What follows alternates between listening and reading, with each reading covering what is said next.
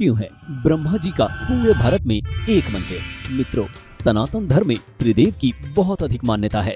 इन त्रिदेवों में ब्रह्मा जी हैं, जिन्हें इस सृष्टि के रचयिता के रूप में जाना जाता है। दूसरे भगवान विष्णु हैं, जिन्हें पूरी सृष्टि का पालनहार माना गया है। तथा तीसरे भगवान भोलेनाथ हैं, जिन्हें सृष्टि के विनाशक के तौर पर जाना जाता है।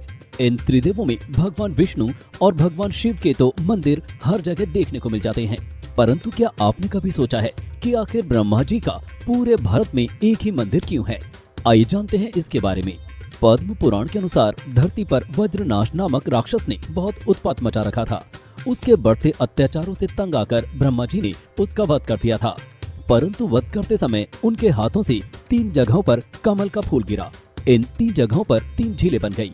कहते हैं कि इसी घटना के बाद इस स्थान का नाम पुष्कर पड़ा। साथ ही ब्रह्मा जी ने संसार की भलाई के लिए यज्ञ करने का फैसला किया। ब्रह्मा जी यज्ञ करने के लिए पुष्कर पहुंच गए, परंतु उनकी पत्नी सावित्री समय पर पुष्कर नहीं पहुंची। यज्ञ का शुभ मुहूर्त बीता जा रहा था, लेकिन सावित्री का कुछ पता नहीं था। सभी देवी देवता यज्ञ स्थल पर पहुंच चुके थे। जब काफी समय हो गया और सावित्री नहीं आई, तो ऐसे में ब्रह्मा जी ने नंदिनी गाय के मुख से गायत्री को प्रकट किया और उनसे विवाह कर अपना यज्ञ शुभ समय पर शुरू किया। कुछ देर बाद सावित्री यज्ञ स्थल पर पहुंची और ब्रह्मा जी के बगल में किसी और स्त्री को देख क्रोधित हो गई। क्रोध में आकर सावित्री ने ब्रह्मा जी को श्राप दे दिया कि इस पृथ्वी लोक में आपकी कहीं भी कोई भी पूजा नहीं होगी। ये सुनकर सभी आश्चर्यचकित रह गए। जब बाद में सभी देवी देवताओं ने सावित्री से आग्रह किया, तब उन्होंने श्राप वापस लिया और कहा कि धरती पर सिर्फ पुष्कर में ही ब्रह्मा जी की पूजा होगी। कहा जाता है कि इस यज्ञ को संपन्न करने में ब्रह्मा जी का साथ भगवान विष्णु ने भी दिया था। इसलिए सावित्री ने भगवान विष्णु को भी श्राप दिया था कि आपको भी पत्नी वियोग सहना पड़ेगा। इसी कारण जब भगवान विष्णु ने पृथ्वी पर राम अवतार लिया, तब वनवास के दौरान सीता माता का अपहरण हो गया और उन्हें अपनी पत्नी का वियोग सहना पड़ा। वैसे तो पुराणों के अनुसार इस मंदिर का निर्माण करीबन 2000 वर्ष पूर्व संपन्न हुआ माना जाता है, परंतु यदि मंदिर की मौजूदा वास्तुकला को देखा जाए तो इस मंदिर का निर्माण 14वीं शताब्दी में हुआ माना जाता है। ब्रह्मा मंदिर को मूल रूप से पुष्कर नदी के तट पर बनाया गया था। ये मंदिर एक उभरे हुए मंच पर बना है और इस तक आप संगमरमर की सीढ़ियों की मदद से पहुंच सकते हैं। मंदिर के मुख्य द्वार के शीर्ष पर भगवान ब्रह्मा के वाहन हंस की मूर्ति देखने को मिलती है। ये मुख्य द्वार आपको मुख्य हॉल तक ले जाएगा, जिसे मंडापा भी कहा जाता है। फिर इसके बाद एक गर्भगृह है, जहाँ पर ब्रह्मा जी निवास करते हैं। मंदिर में संगमरमर से बना एक सुंदर कछुआ गर्भगृह की ओर देखा जा सकता है।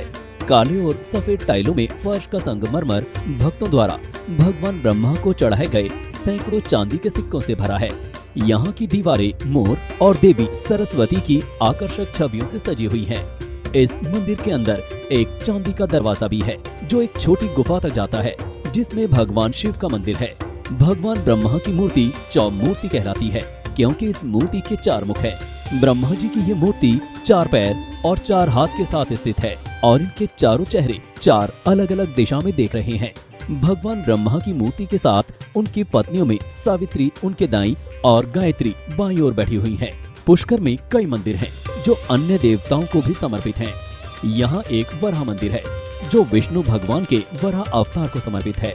इसके अलावा एक आपटेश्वर मंदिर है, जो कि एक भूमिगत शिव मंदिर है। इसमें एक लिंगम है।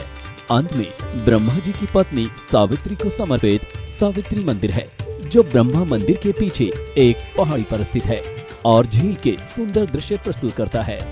ब्रह्मा जी के मंदिर में 3 तरह की पूजाएं होती हैं, जिसमें से पहली पूजा है संध्या आरती, जो सूर्यास्त के बाद की जाती है। दूसरी पूजा है रात्रि शयन आरती, ये सूर्योदय के लगभग 5 घंटे बाद की जाती है। अंतिम है मंगला आरती, जो सूर्योदय से 2 घंटे पहले सुबह के समय की जाती है। इन सब पूजा आरती के दौरान मंदिर के पुजारी सख्त धार्मिक नियमों का पालन करते हैं और इस मंदिर की सबसे खास बात यह है कि विवाहित पुरुषों को गर्भगृह में प्रवेश करने की अनुमति नहीं है। केवल पुजारी, जो कि तपस्वी हैं, ब्रह्मचर्य का पालन कर रहे हैं, वही यहाँ पर पूजा कर सकते हैं। भक्तों के सभी प्रसाद मुख्य हॉल से ही एक पुजारी द्वारा ले लिए जाते हैं। कार्तिक पूर्णिमा के दिन पुष्कर में पुष्कर मेले का आयोजन किया जाता है। इस मेले में पर्यटकों और भक्तों की भारी भीड़ आती है। इस मेले के दौरान पुष्कर शहर कई रोमांचक गतिविधियों के साथ जीवित हो जाता है। 5 दिवसीय लंबे इस उत्सव के दौरान भक्त पवित्र पुष्कर झील में डुबकी लगाते हैं और ब्रह्मा मंदिर में कई विशेष अनुष्ठान किए जाते हैं। पुष्कर यात्रा के लिए सबसे आदर्श समय अक्टूबर माह से मार्च माह के बीच माना जाता है, क्योंकि इस समय शरद ऋतु के प्रभाव के कारण राजस्थान का तापमान काफी सही राहत है। वर्ष के बाकी महीनों में यहाँ गर्मी अधिक हो जाने के कारण तीर्थयात्री घूमने का आनंद पूर्णतः नहीं ले पाते। सर्दियों के दौरान नवंबर के महीने में ही पुष्कर मेले का आयोजन किया जाता है।